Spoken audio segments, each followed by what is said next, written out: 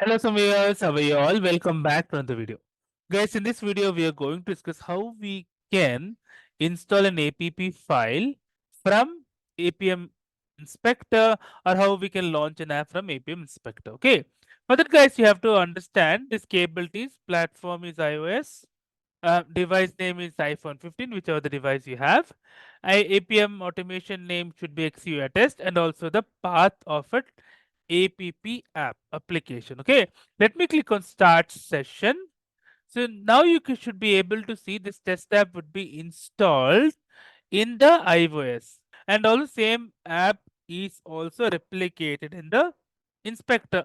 Now we can easily inspect this, you can see the elements, etc. Hope you like the video, guys. If you like the video, please click on like. If you're a new viewer, please click on subscribe. Till then, guys, take care. Have a great day. Bye bye.